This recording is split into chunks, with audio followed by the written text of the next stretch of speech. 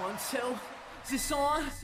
JR and King were the soundtrack to the greatest era in wrestling history. That's it, he said. But somebody stop the damn match! They formed a formidable partnership that contained an unmistaken chemistry. He's made more people alive than anybody alive. Than anyone alive? Well, that covers a lot of ground, and I'm very biased. I apologize. While providing the lyrics to wrestlers' performances. Look at that stinking smile on his face. How in God's name can that human being be from this planet? Do you have no soul, you son of a bitch? Do you realize what you just done? Today we'll dive into the lore of some great storytelling. Somehow I think The Undertaker may feel guilty, and he may think that he deserves it. That's why he's telling him, go ahead, give it to me. Ah, how dare you insinuate such an asinine statement. Courtesy of Jim Ross and Jerry Lawler's work. This is a reminder. This match is a no disqualification. Oh, what? Since when? Since when? That's not right. He's reminding you, you idiot. As we highlight 10 matches they enhance with their fantastic commentary. Get up, Taker, get up! He's still got that damn Taker! Oh my God almighty! Climb the ladder, kid!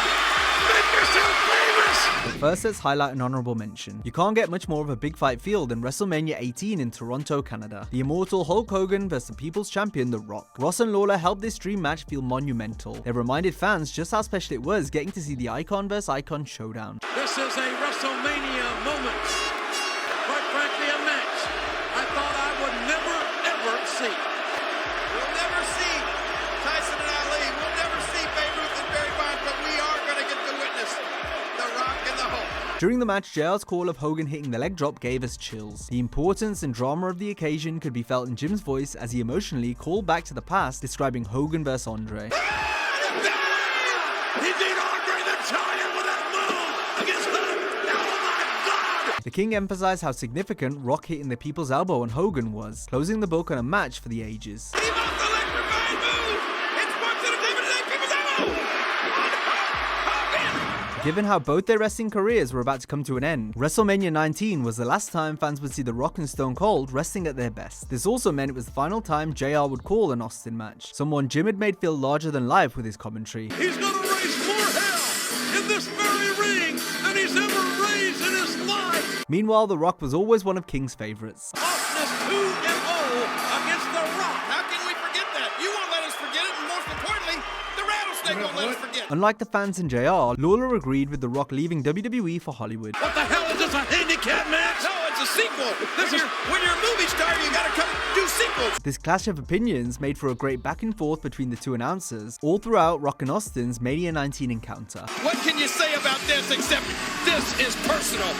It is damn personal. Perhaps both JR and King were sad that two of their favorites were about to be done, leading to both commentators taking it out on each other. They feel that The Rock has turned his back on the loyal fans of the WWE. How do you figure that? Explain that to me. I just said that that's how they feel. Why? Oh, I guess if they Why had an don't you go opportunity, poll? I guess if these fans had an opportunity to be movie stars, they wouldn't take it, would they? You see Austin wearing 2 knee braces. He's had a history in his career of knee problems. And I don't know if those things are exactly legal. Those things are made out of metal. They can be used as a weapon. Well, what the hell would you make a knee brace out of? Cotton candy? Plastic? Despite the bickering, JR was able to cleverly tie it back to the action as business began to pick up. Drink of that Hollywood water. Was that Hollywood water? Oh, probably. Oh, yeah, sure was. Look at those Hollywood good looks on that face of his, JR. I'm not worried, King, about Hollywood.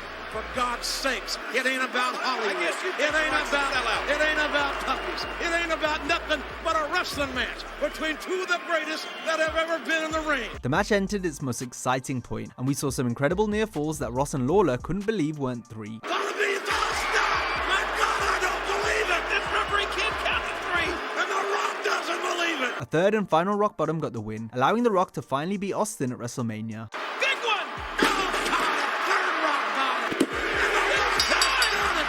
History has been made! While Rock and Austin shared a moment together after the bell, JR paid tribute to the two greatest. Rock and Austin had closed out the Attitude Era at WrestleMania 2 years prior, but now this was their one final farewell. Jim put it all into perspective as one more round came to an end. You are looking, ladies and gentlemen, at perhaps 2 of the greatest, when it's all said and done, that this business will have ever offered you. They gave you everything they had here tonight. The Rock and Triple H's 60-minute Iron Man match at Judgment Day 2000 was complemented tremendously by the commentators' analysis. Both announcers played it straight, providing background and insight as they broke down the hour-long contest. The longest match The Rock has ever had in his career has been 30 minutes long. That's the longest he's ever been in a ring. And that was in July of '98 with Triple H, by the way. Right now, this is officially the longest match The Rock has ever been in. And Triple H, let's tell it like it is. Yeah, but The Rock looks a little more tired. Lawler especially emphasized how The Rock worked over Triple H for a lot of the match by targeting the leg, something Ross expected the game to do given his reputation as the cerebral assassin. I'll tell you something, I'm concerned. 15 minutes into this, and I think Triple H is... Oh my gosh. That quadricep, that thigh muscle, the biggest muscle in your body, and The Rock trying to Charlie horse it up. Helmsley used underhand tactics to get himself ahead in falls, which led to a funny exchange between Jim and Jerry. If I were Triple H, you know what I'd do? Play defense. Yeah.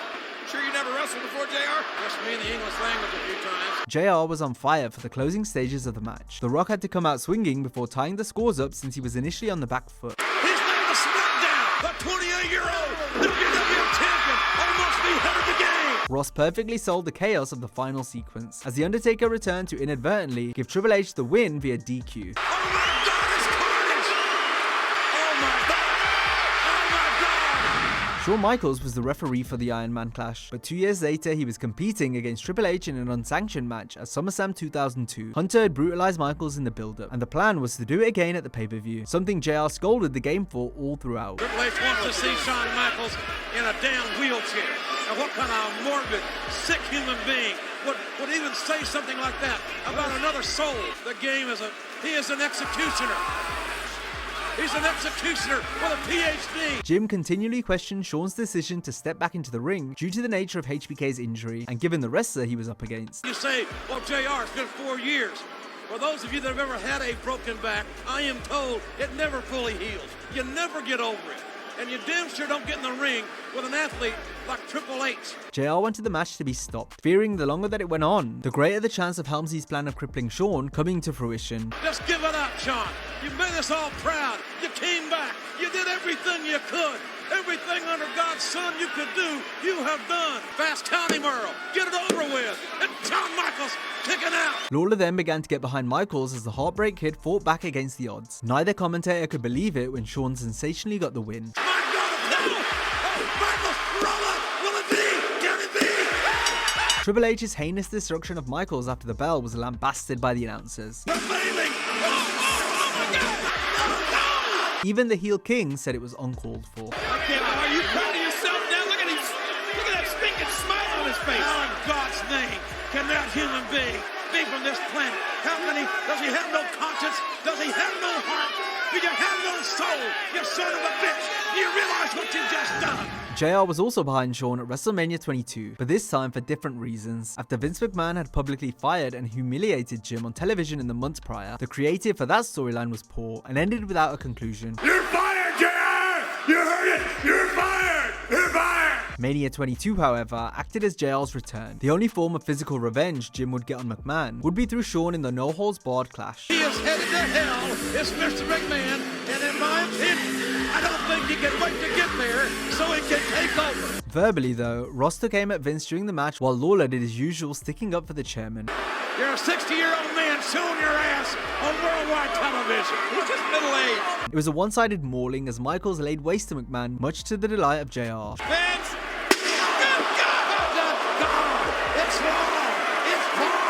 Shawn could have ended things at any time. Jim, though, clearly didn't want it to stop since he was having so much fun seeing Vince get destroyed. Welcome to Home Depot. King called out Ross for being so biased, but even outside the kayfabe realm, the stuff Jim was saying rings true. He's made more people alive hell than anybody alive. Than anyone alive, JR? Well, that covers a lot of ground, and I'm very biased. I apologize. I guess his chest size is 6'6". McMahon obviously lost the match, but much to JR's dismay, Vince was still alive by the end of it. He has been battered, bloody, but he's still breathing. Sam lives! The main event at Over the Edge 1998 saw Vince stack the deck against Stone Cold Steve Austin. The Rattlesnake defended the WWF title on the night against Dude Love. The chairman made himself the special referee, while the Stooges, Patterson and Briscoe lurked at ringside. The stipulation stated that Austin could not attack McMahon, and Vince's hand had to count the 3 for the match to end. The crowd was electric for what was a signature Attitude Era style main event, and one of the very best at that. Vince is dead. We got to see the trademark juxtaposition between Ross and Lawler on commentary as McMahon and his goons kept trying to screw Stone Cold. This is a reminder that this match is a no disqualification. Oh, what? Since when? Since when? Since now? That's not right. He's reminding you, you idiot. A reminder. This is a reminder. In this match, falls count anywhere. Since when? Since when? That's not right. Why not? JR was the voice of the fans and King was the corporate suck-up. I dare you to touch him. Oh, my God. The Undertaker intervened on Steve's behalf, allowing Austin to win as JR rejoiced.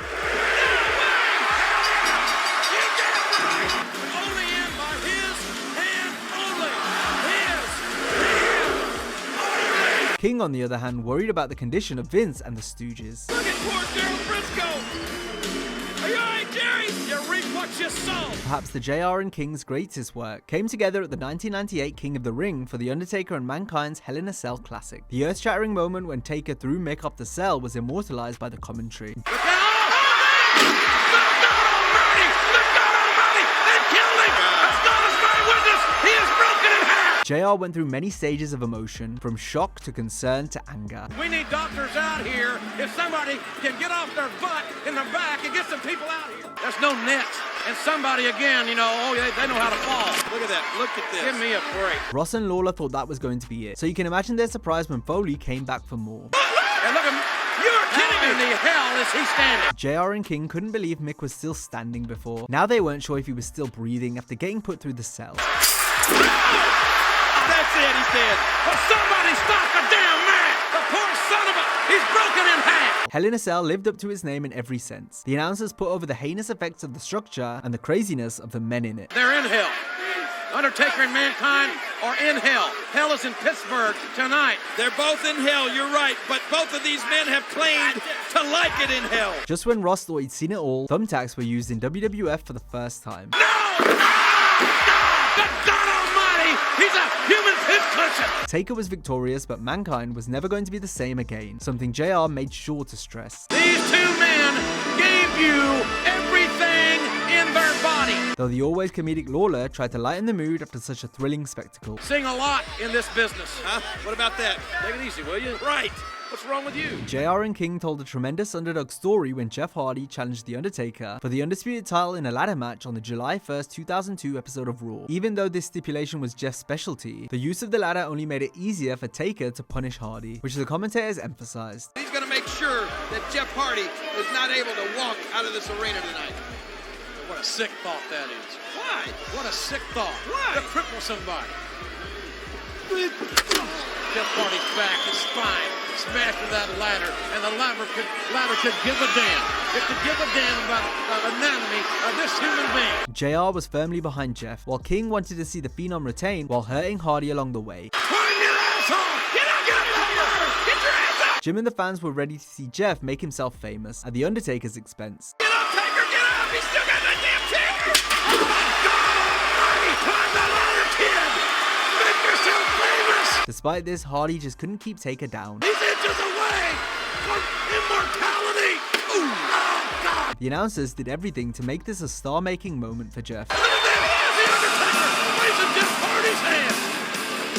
What the hell is up with that? The Undertaker and Kane is one of the greatest stories WWF ever told. JR and King played a crucial role in telling this tale by putting it into context. At WrestleMania 14, they painted the picture from both Taker and Kane's perspective. The heel Lawler stuck up for the Big Red Machine, while Ross supported the Phenom. The Undertaker caused the death of his mother and father and the disfigurement of his younger brother. And for years, the Undertaker... Well, that's right. That's right. That's what Carl Bear said. Well, he speaks the truth.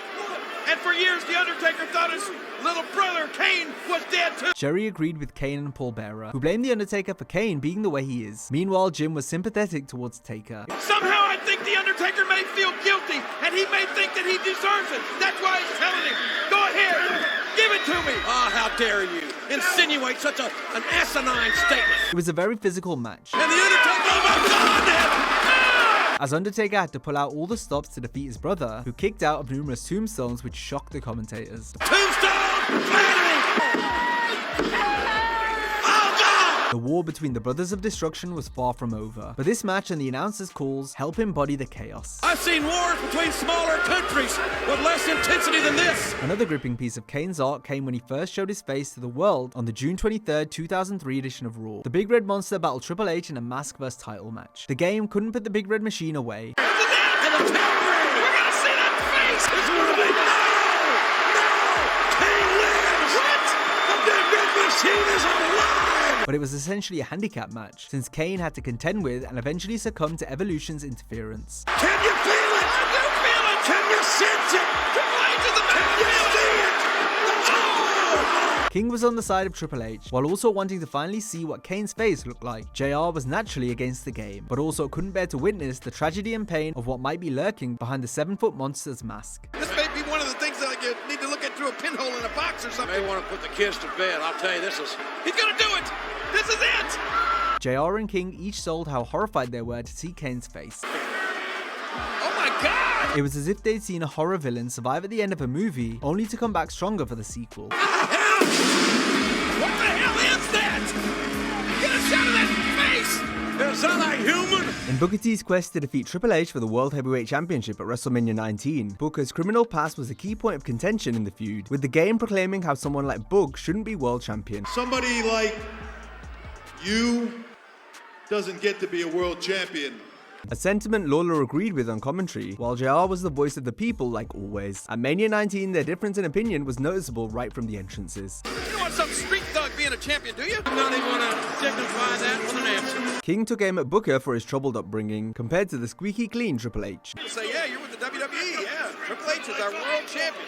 Oh, I can't imagine going around saying, yeah, Booker T's our world champion. You know Booker T, the guy whose family portrait is a courtroom sketch?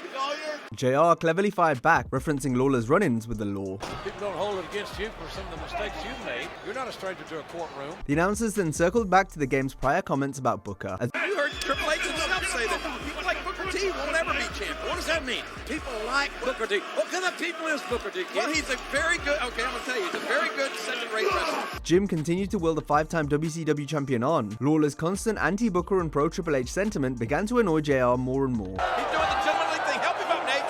Not acting like a gentleman to me.